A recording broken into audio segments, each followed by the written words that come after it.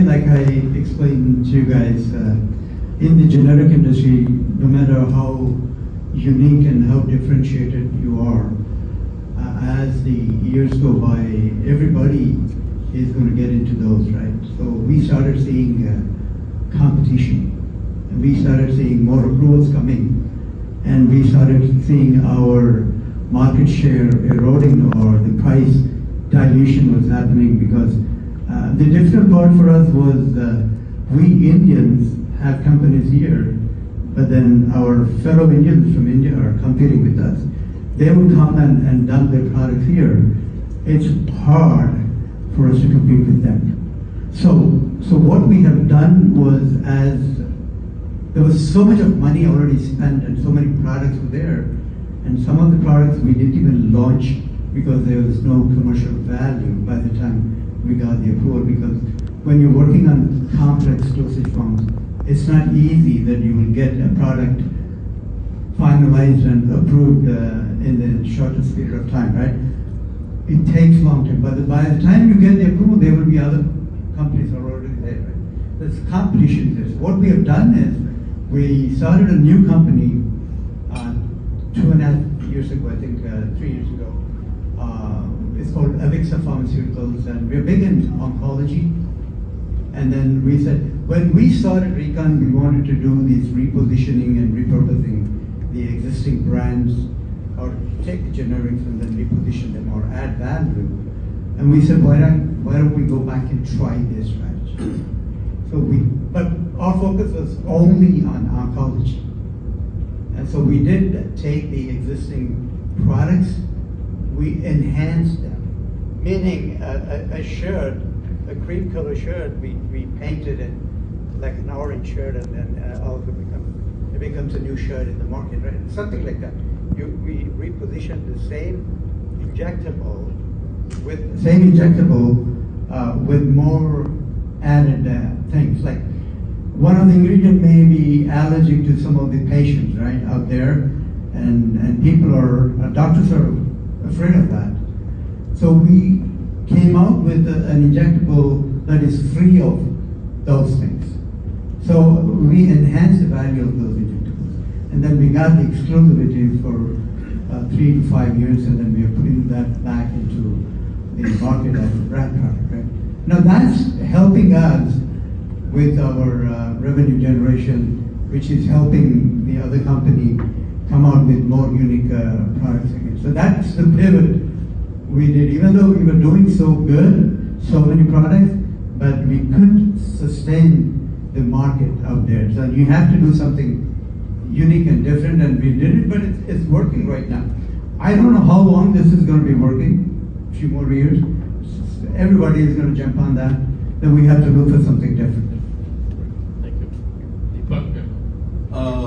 Interesting question. So 3 bullet points if you want. One is, remember the 6 months I spent. So we initially wanted to go into pharmacovigilance. So my partner Mukti and I thought REMS and pharmacovigilance is where we should go. Seemed like a very commodified area and just kind of boring. I didn't wake up in the morning thinking I want to do PV. I know my other friends love it, they probably do it. So number one is we pre-pivoted. We changed what we wanted to do even before we started.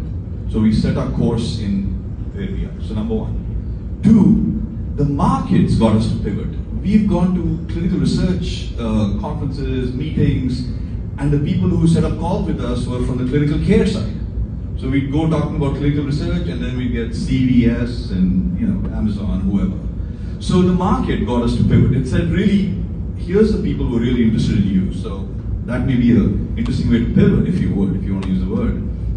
And third thing I want to say is, more than pivot, as I said, we are on one course, but we keep seeing tributaries and vectors we can go off into, right? So for example, some of you might be using these multi-med packs. PillPack put out these, Amazon PillPack put out this pre-packaged packets. So we've suddenly seen an opportunity there. And then as Raj had a couple of people come and talk about infusion. So I think more than a core pivot, Bala, one was to make a change even before we started the company. Second was that see where the market's pulling us and go there. And third is to stay on our core course but keep finding opportunities. So there are mini pivots we're doing everywhere, but we haven't kind of strayed from the core course that we're taking. Now, whether that is going to be written as success or not is still a story to be told, but that's what we've done. Great, thank you. Vishal? Yeah, sure. I think in our revenue journey, I can point out two pivots. The one was 5 years into the journey, which gave us the product market fit, and that happened because of our customers. They saw our technology, say, we like it, we like the application that you're saying, can you also apply it over here? And we of course said, yes, absolutely. And we co-developed it with them. So that was the first one, where then we understood that, oh, you know what, this is so much more powerful in this application versus what we were trying to do, and that basically pushed us on the manufacturing side. That was number one. Number two is happening right now. We created the entire software and we drove it out with large pharma. But some of our large pharma customers said, hey, we have these CDMOs. They can use your product. Let me introduce you to them. And now we have kind of just started, exploring that whole bigger market of many smaller manufacturers who have only 1 or 2 molecules, completely opposite of the large pharma. So that's just happening right now. But that I would say is the second pivot. But in both the cases, it was the market, it was the customer. They pointed us out. Here are the areas where you should start looking at, because the technology becomes a pretty good fit. That speaks to technology-driven versus customer-driven, right? So that's an important thing. Andy? Yeah. Thank you. So we had to do a pivot after a year and a half, a very difficult decision. From a spend standpoint, we lost quite a bit time spent, we lost quite a bit. We did one batch of Boston area, Devon, Massachusetts. They made some mistake in the manufacturing. So then we wanted to correct it. By that time, from a commercial standpoint, we thought the opportunity is shrinking, right? We thought rather than following through on the opportunity that's not going to expand, is that it's better to pivot to a longer term product. That's how we decided to move to developing success product. And also we made a decision not to rely on licensing a product. We will design on our own in-house. We will develop on our own. When we are ready, we will manufacture in New Jersey. Even though Boston is a nice place, I hope nobody feels offended. It is not easy to visit a manufacturing place 2-3 times and come back, where we have all the resources in New Jersey. The next product will, when you do scale up to manufacture, we'll do it in New Jersey. Great, thank you. Choose New Jersey, I guess that's what it is.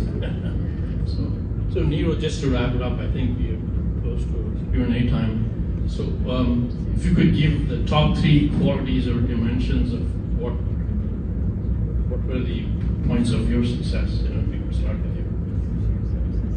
I think it really relates to how everyone on this floor has said about pivoting. So really making sure you're catching up on the trend, competition, what is the market doing, understanding, a solid understanding of that, being very clear about the purpose of your product, very clear about that, and then making sure you're able to be part of the tech stack that can scale. I think those are the 3 things I would put on to make sure we can be successful. And what are the qualities you think personally which made you successful? I'm really inspired by all the entrepreneurs here. So having had a mix of both consulting and entrepreneurship experience, I'm like, I need to be back here. I think resilience. If I had to sum it up, from what you've heard from everyone over here, bootstrapping, a lot of compromises that the family also has to adjust. So recognizing that you love your job, you love your family, you also compromise on yourself sometimes. And that's not a good thing. So resilience, I would say, would be really important, but making sure you're also being sensible about the work-life balance for your family. Thank you. Raj, top 3 qualities which made you successful. Again, if you want to do something, it has to be a purpose-driven, right? So people talk about entrepreneurship, and everybody, wants to become successful, right? But what are you creating out there is the most important thing, right? For me personally, and I think my partners also think like me, we thought that the value that we bring into the community, right? It's a noble business, so we want to produce the highest quality product. We want to maintain or comply with all the regulations. And we would like good people, like talent. Human capital is the most important thing. And I always believe that I talk about the people, the products, and the processes. These are the most important thing in any business that we need to be really, really focusing on. But again, the purpose is you want to make money, or the purpose is you want to serve, you want to build an organization. All these bigger organizations that are out there, they build huge companies. They did make money. I'm not saying they did not make money, but look what they have done. Thousands and thousands and thousands of people are being supported with jobs and working for those big organizations. Microsoft, Apple, and all those guys, right? But they created value. But again, there was a purpose. There was a vision in those founders that this is what I want to create. And then the alignment, right? He needs to be aligned with the people that he's going to be bringing. So the partners, you cannot go far if you're going all by one. You know, people talk about if you're going to go walk alone, you can only go so far. But then if you walk far, you need people to walk with you. So that alignment is the most important thing. So the partners should be aligned, and you need to have alignment with your people, the employees. You need to build leaders in the company. And I believe that every employee can be a leader, meaning you need to teach them that they need to feel responsible and they need to think that they are adding the most value for the company. I don't differentiate people at the levels. I make it a point, I go and sit with my housekeeping staff. Lunches, I'll invite them for lunches. Because I want them to feel that they are also contributing. They're keeping the facilities clean. The FDA walks in, the FDA is saying the facilities are clean. Who should be credited for that? They should be the ones who should be credited. So treating the people with respect. So my qualities, I'm more on a philosophical mindset that I have. I like to respect people. I don't want to be biased, meaning partial with people. If someone's performing well, I would credit him. If someone's not performing, I'm not going to punish them. I'm not going to fire them. But I'm going to give them training. I'm going to make them, I'm going to engage them, I'm going to enable them, and I'm going to make them enthusiastic about their jobs. Because that's the only way. You don't eliminate a problem. If there is a problem, people eliminate the problem, right? Someone's the problem employee, just fire that guy. But can you imagine working with the guy and understand what's wrong with that guy? So people talk about emotional leadership or emotional intensity. And those are some of the things I consider as the most important thing if someone wants to build a business. Okay? A businessman always making money for himself, for his kids and for his family. An entrepreneur, a true entrepreneur, is making money for others. So that so many other people are going to be rewarded and they are happy. They are happy at work. You need to create a happy environment. There should be a work-life balance. A lot of people who are HR. Martin, you are an HR guy. Yes. Okay. That's great. Thank you. Thank you. Deepak, and if you can spend a few words on. I think it's a lot of the qualities you heard. I think I like the different levels of how Neeru put it and Raj put it. I don't know, that's, maybe I need a drink. I've just had a Diet Coke. There's a lot. One is, I don't think I take a step without fully understanding the details of it. Second is, I think, again, as I said, I treat expertise as a very valued commodity, and so in every kind of way. And so I chase after it, whether it's in my partners, whether it's in my advisors, whether it's in my employees, because there's no pinnacle that you can reach without, and you can't do a differentiation, you can't be a unique company, you can't last forever. And I think maybe I'll end by saying that I think my ability, if I think about it, the fact that I sustain these relationships, right? I've not had a single employee leave me so far who've come on, and consultants as well. We work with quite a few consultants around the world. So the ability to keep people, the ability to keep senior scientific advisors at one level versus a program manager, I think there's something there that I do. I don't quite know what it is, but I think there is something there. So it's expertise, treating these people as valued partners where you're going, and then being brutally analytical about every little thing that you do. No surface level decisions. So maybe those. Great. Thank you. So be prepared and be analytical. That's key. Vishal? Yeah, sure. I think some of the same points. I think Neeru's point of resilience, I would call it great. That's very important to be successful. First of all, I don't consider us very successful yet. We're on the way. But in terms of the core things that have helped us survive the 11 years, is great. Definitely focus, the ability to basically know when to say no. There will be so many distractions along the way. If you start going down each path, you will not be able to do what you actually started. So be ready to say no. And then the third thing, I think this is what Raj was also alluding to. You got to love what you're doing. I mean, for us, it was always, our core was we have to be in an area which is at the intersection of science and data and technology. As long as we are there, we're all happy. We like to do that work. We are happy to do that work. So on those days when things are not going well, at least that is one thing that we still have.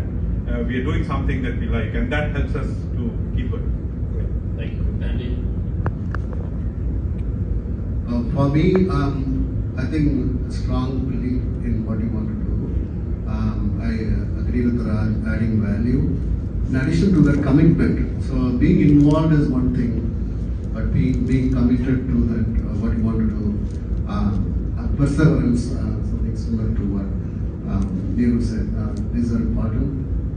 Passion, commitment, adding value, that's important. Also creating impact, like you need to clearly understand, for example, in my case, sepsis case, unless a particular patient has got multiple problems, so many problems, every patient can be saved in the hospital. No one should die in a hospital due to treatable infection. So that is the impact. Impact is what is driving. We can see this value. That's what I think. Thank you. I mean, that goes back to purpose. Thank you again. Thank you. I think this was a great discussion. We can keep going.